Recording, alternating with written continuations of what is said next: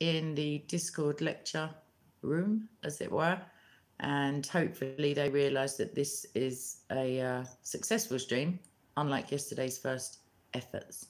While I'm waiting, I'll let you know that this is just a recorded Discord lecture. So I don't mean pre-recorded. I mean, I'm just recording it as I would without my camera in the audio in the SoCo Discord server. And the link to that server will be in the description box once the video is published. So not whilst it's going on now. I don't know, actually.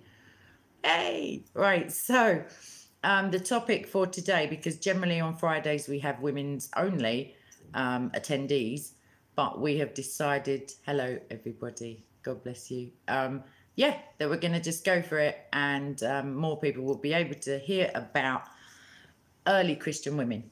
And I don't mean in the morning, I mean women at the beginning when Christianity was being formed. And I'm just going to start reading basically. Hello. Robert, hi.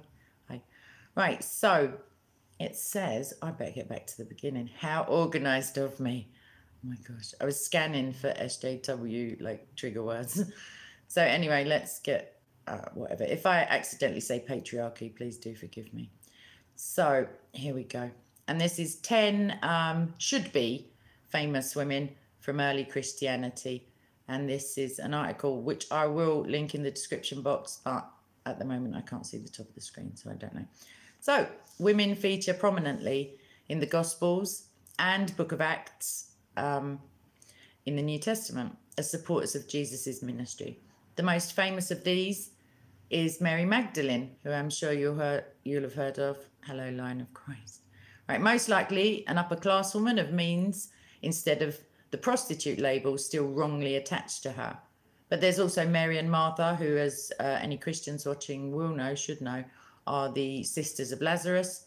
And I mentioned them yesterday in reference to when we were talking about Blandina and, can't remember, Perpetua, and the fact that Christ allowed one of them to sit at his feet whilst he was a rabbi, which was out of like the societal norms. I'm going to stop adding side notes. Never going to happen. But here we go. And many others who are referenced warmly in the epistles, even when women in general are referenced as kind of second class. So the first people recorded as seeing the resurrected Christ were women, as hopefully everybody already knows. And women are integral to the first Christian community as depicted in the book of Acts. Christ himself has nothing to say about equality because I think it's a presumption of his that men and women are equally bad, basically. So there's no superiority in as far as gender or sexes, rather. He seems throughout the Gospels, it says here, to take as self-evident that there's nothing inherently superior in either. And St. Paul, or Paul, as I call him, those and other writers and Paul basically introduced the sort of hierarchical, as it were. I mean, Christ did, reference to husband being the head of the wife and Christ being the head of the husband, I don't believe is saying that there's any superiority at all. And I can come to that either later or another time.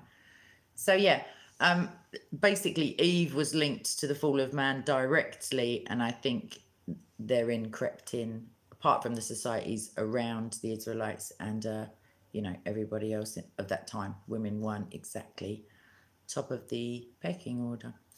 I'm going to stop waffling any time now. Right, so prober. Here we go. Right, hold on. Right, stop. Eve, as Paul writes, was deceived and then tempted Adam to sin. Left to his own devices, I read here, the implication is that Adam would have remained happily in the garden, and so would all his and Eve's descendants. Women, therefore, are not to be trusted, apparently, and could not hold authority over men and should learn from men in silence. Lest they tempt Adam's descendants further. I mean, further from fallen, I don't know, but 1 Timothy 2:11-14, if anyone wants to get on that bandwagon.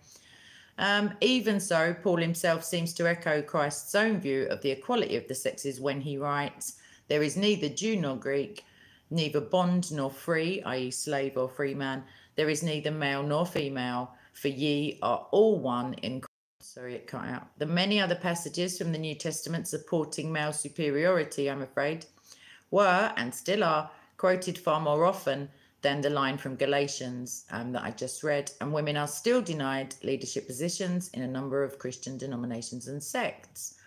I actually have personal views of that, but we won't go into that. So this was not always so.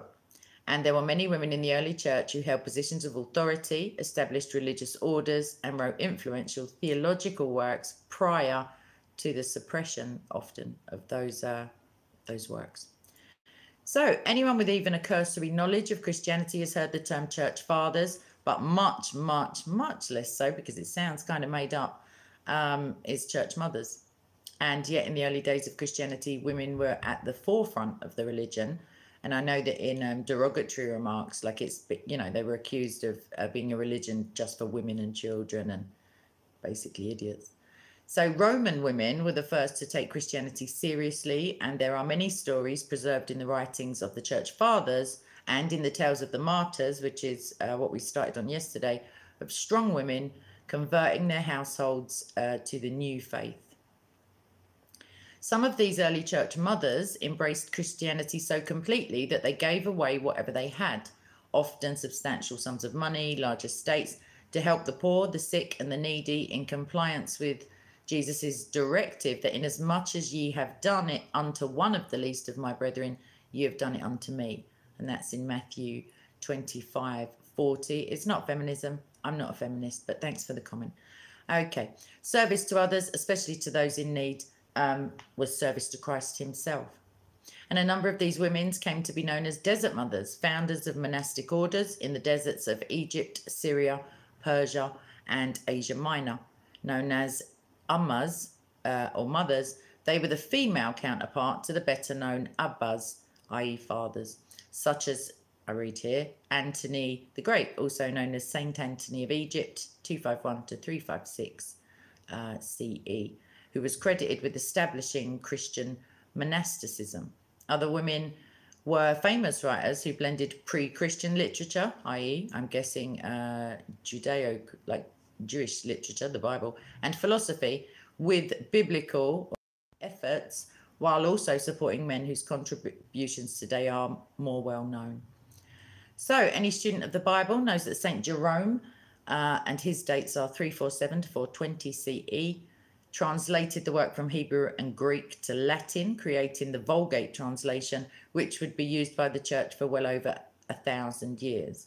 Few people, however, know that the idea for that translation came from a woman named Parler, who not only inspired the work, but proofread and edited it for publication. So women's role, therefore, in the church remained more or less the same, even after Christianity was elevated by Constantine the Great. Between 272 and 337 was his life. In 313 CE, through his Edict of Milan, which proclaimed tolerance for the faith. So as many of you hopefully will know, Christianity is has a long history of being persecuted. It's not only today in Nigeria and Pakistan and all of those places. It was the first couple of centuries after its inception, as it were. It was a death sentence. So Constantine called the council at his villa at Nicaea to standardize Christian belief and practice. I read here that's not quite accurate. The most important issue, the most important issues were like prophethood. I don't agree with this. It says there were many other aspects of Christianity which were not uniform at the time, as we know, because Paul writes separate instructions to separate churches, and they had different poor behaviors that were going on. And so there were many different ways of practicing the central religious concept of one true God redeeming the world. And there's a lovely picture of Nicaea, which I think I'll put a link to. Okay, so whilst this standardizing process was going on, or you know, whilst they were getting their acts together, as it were, in Acts as well, Constantine also wanted religious practice to reflect some uniformity, and Pope Clement I agreed that only men could serve as priests or hold authority in the church because Christ had chosen only males as his apostles. But the disciples, as we know, were many. The ecclesiastical writer Eusebius 263 to 339 CE records that the council, following Clement's lead and most likely influenced by Paul's admonitions on female inferiority, that over men. And by the time of the Council of Nicaea, however, many women had already proven themselves capable and inspiring religious leaders, and many more would prove so going forward. So these are now a list of 10 women who should be famous, but they're not. So, or some of them maybe. Right, the 10 women listed here are chosen from either end of the spectrum. So some of the names will be familiar to you, and some will be not, like never heard of. So they're a very small sample of many women who contributed to the development of early Christianity, and we can go on to look at it in more detail another time. So this is just a list now. Thecla, the apostle. Perpetua, the martyr. I'm so sorry for my pronunciation before it happens. Amma Syncletica of Alexandria. Saint Marcella. Macrina the younger. Proba. Saint Paula. Melania the elder. Eudocia and Egeria. She's pretty late actually, Egeria. Not only in the list. Okay, so Thecla. 1st century, so the same century that Christ was born, died, resurrected, and ascended in, is known for the apocryphal work, The Acts of Paul and Thecla, which narrates her conversion to Christianity by St. Paul and her subsequent travels with him, divine rescue from various persecutions and death, and career as a healer, preacher, and inspiring religious leader. Thecla's story has been regularly dismissed in the past as Christian fiction, but modern scholars believe that though there is no doubt some exaggeration of events, the account is based on an actual woman. In his epistles, Paul regularly mentions women who have helped him, and Thecla's story is not so very different from many others, save for the repeated miraculous rescues from death. One aspect of her story, known to be true of women of her time, is her vow of chastity, which she kept from her conversion up until the end of her life. Women choosing a chaste life, even if they were married, was a dramatic statement of individuality in claiming rights over their own bodies and, by extension, over the direction of their lives. And we read yesterday about Perpetua, who gave up her position as mother and daughter. So Perpetua, again from yesterday, 181 to 203. She's famous as an early Christian martyr who scholar I.M. Plant notes that in nearly every case, stories of Christian martyrs have been fictionalized and or are fictional, but the martyrdom of Perpetua, however, is generally taken to be exceptional to this rule. A citizen of Carthage, Perpetua was arrested during a persecution of Christians under the Roman Emperor Septimus Severus, sounds like a Harry Potter character, who lived in 202 to, who was born in 202 to 203 CE, because I was thinking that's a short life. She was 22 at the time and nursing her newborn when she was taken to prison. Her father and renounced her faith, but she refused and was executed along with her servant. Based on details of the original narrative concerning motherhood, scholars believe that her diaries basically were written by a woman, i.e. her. The early part by her, and obviously the account of the death would have been added, I guess, by somebody else. So Amma Syncletica of Alexandria, she's 3rd century, at least her birth is in 270, and she died circa 350. And she's one of the best known desert mothers, and I'm embarrassed to say I've never heard of her, and an early founder of the monastic tradition. Syncletica was the daughter of wealthy parents in Alexandria, Egypt, whose beauty attracted many suitors. She refused them all, however, due to her devotion to Christ. And after her parents' death, she cut her hair, gave her inheritance to the poor, and left the city with her younger sister, who was blind, to live a life of chastity, poverty, and solitude near the crypt of a relative. And in solitude, she is said to have wrestled with demons who tried to convince her to resume her previous life of wealth and pleasure, but she remained faithful. Having attained the enlightenment and closeness to God that she sought, she consented to teach others who sought her out and provided guidelines for this early monastic order of women. These rules, recorded by a biographer, possibly Athanasius, the Bishop of Alexandria, would later influence European monasticism. Hi, Peter. Right, Saint Marcella. was a wealthy Roman Christian woman who, after her husband's death, devoted herself to her faith through a life of chastity. Again, it's pretty popular at the time, and well, it also is now in convents, and fasting and mortification of the flesh. She was a friend of the future Saint Paula and correspondent with Saint Jerome. Marcella, formerly one of the wealthiest women in the city, gave away or sold her worldly goods, including all of her clothes. I'm sure she wasn't walking around naked, by the way, jewellery and expensive cosmetics to benefit the poor and live free of possessions in communion with Christ.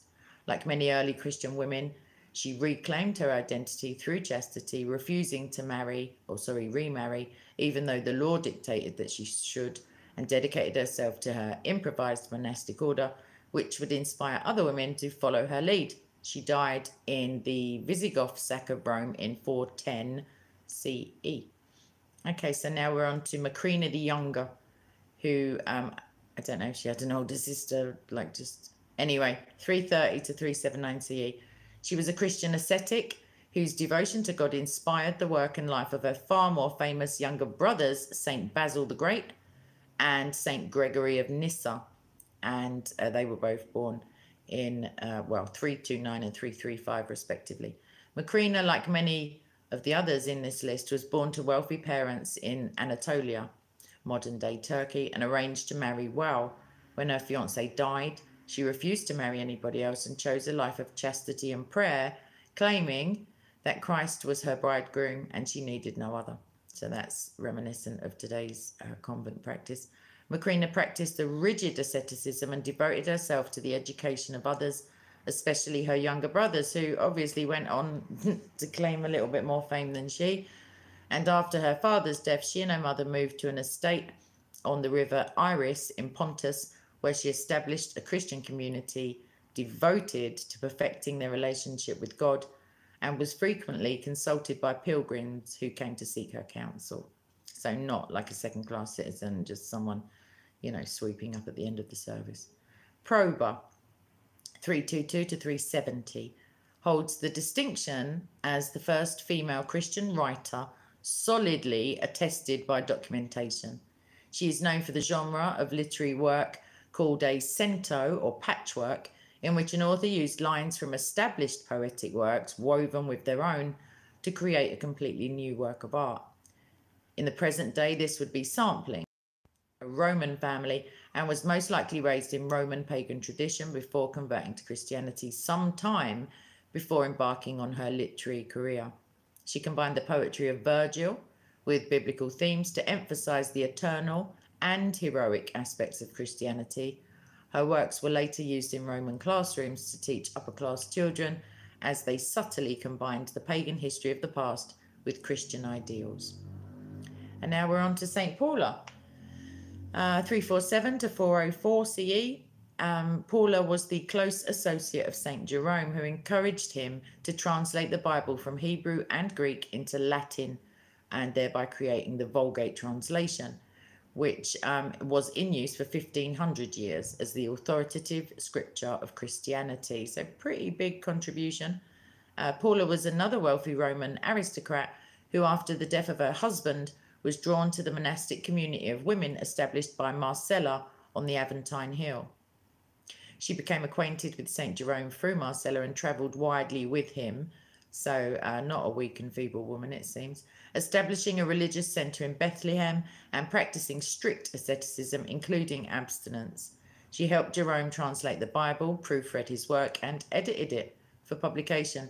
When she died, her passing was deeply mourned by the Christian community, and she was sainted, it says, within a year. I think that should say canonized, but I don't know. Okay, and on we go.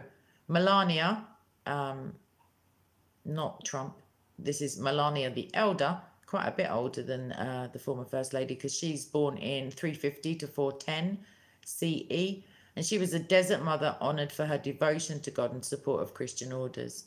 She was a member of one of the wealthiest families in Roman Hispania, who moved with her proconsul husband and family back to Rome, only to watch all but one son die of the plague. That's a shame. After losing her family, she converted to Christianity and renounced the world travelling to Egypt to live in a monastery. Unlike other Christian converts, Melania did not give away her worldly goods and used her substantial wealth to support Christian communities and initiatives. Yay! When the monks of her order were exiled to Palestine, she went with them and supported them until they could return. She founded 2 monastic orders in Jerusalem and devotion to solitary prayer. Eudocia, 400 to 460, was one of the most prolific writers of her time, who created numerous works on Christian themes which, like Prober's work, drew on pre-Christian literature. She was born in Athens and named Athenaeus before converting to Christianity around the age of 20 and taking the name Aelia Eudocia following her baptism. Her works were quite popular and ranged from a cento drawing on Homer to poetry about her husband's life and military victories to saints' lives and church history. She is probably best known for her work, The Martyrdom of Saint Cyprian, which tells the story of the chaste Christian Justa, the attempts by the pagan sage Cyprian to seduce her, his conversion to Christianity, and martyrdom for his faith. So he just got the hat trick, it seems. And then Egeria. So this is last in the list. And her work is available. Her original, well, not original, her transcribed writings are available, as I think are most of the other things referenced.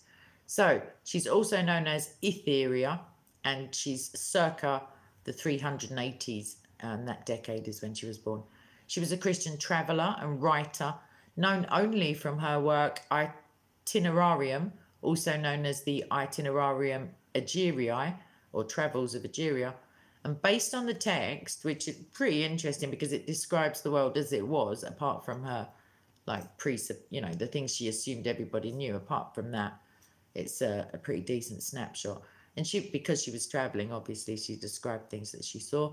She was a woman of the upper class who went on pilgrimage to significant sites mentioned in the Bible. And she traveled through the regions of modern-day Turkey, Egypt, Israel, Lebanon, Jordan, Syria, Iraq, Iran, Kuwait, Saudi Arabia, and back to the region of Anatolia. So not a weekend away, in other words.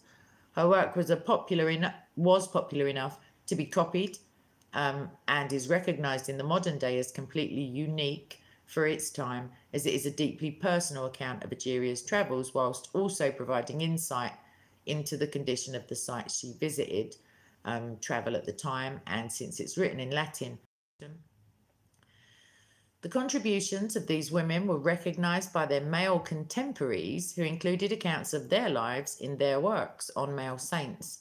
Amma Syncletica was so highly regarded she was given her own biography, and St. Jerome praised Paula in his works. The works of Prober and Eudocia seem to have been widely read, judging from copies, and even though Egeria's work was not discovered until the 19th century, it was recognised then as appearing in excerpt forms in other works from shortly after her time. So, well known. Our lesser known is debated by various scholars, and the answer, it says here, depends often on the political, religious, or gender values of the writer who is making the claim. And that's not really a spoiler alert. In almost every case, the arguments in these debates say far more about the modern-day writer than they do the subject at hand. However, I'm told, scholar Laura Swan sums up the situation succinctly by writing, "Women's history has often been relegated to the shadows, felt but not seen. Many of our church fathers became prominent because of women.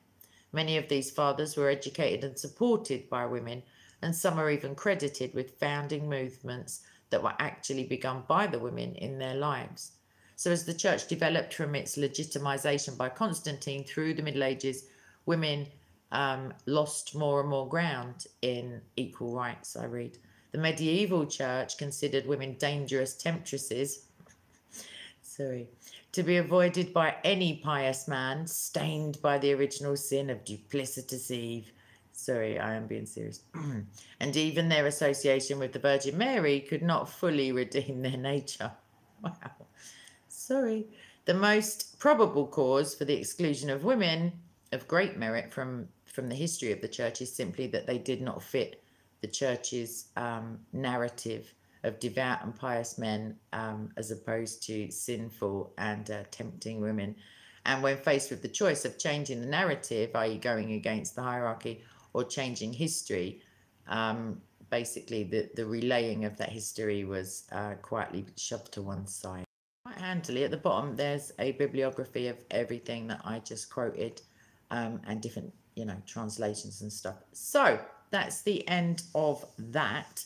I should have maybe broken them up into like smaller groups. But the overriding image that I want you to go away with is that women were foundational. They were they had initiative. They were not they were not only wives, mothers, sisters, children.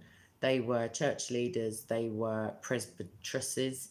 They were pilgrims. They were, they were all the things I mentioned. They were saints. They were fundamental or causative in the Latin Vulgate, which, was used everywhere basically for, over 1,000 years. And not just sitting indoors baking cakes and putting the tea on. So I'm going to look at my live chat quickly. So if there is anybody who has a quick question or comment, that would be good. And otherwise, I'm going to skip back to Discord in 2 minutes, I'm going to say. So, hi, Piers. At this point in the lectures, everybody trolls me and just stays silent. But I'm kind of used to that now because I can just do background noise. Not a problem, Piers. It's still available. As soon as I press the off button, as it were, you'll be able to watch it again. And then once it's published, it'll have the links. If you haven't already, please do come along to Discord. And I lecture there Monday to Friday also, but I just felt like doing a bit of YouTube. So no questions, no comments. That's great. I didn't say a prayer at the beginning. Please feel free to insert your own roundabout now, or ceaselessly, as the Bible says. And that's early Christian women. I will add all of the links. I'm always promising links, and then I forget what I've promised, but I will do the links. And come to Discord. Come and see us. And not only just to do that, but there are people there who have genuine questions, and I'm not there 24/7, and you may be able to help somebody who has, elements of their faith that they have yet to work out with fear and trembling. And that is what I'm going to do. So God bless you all, and bye-bye.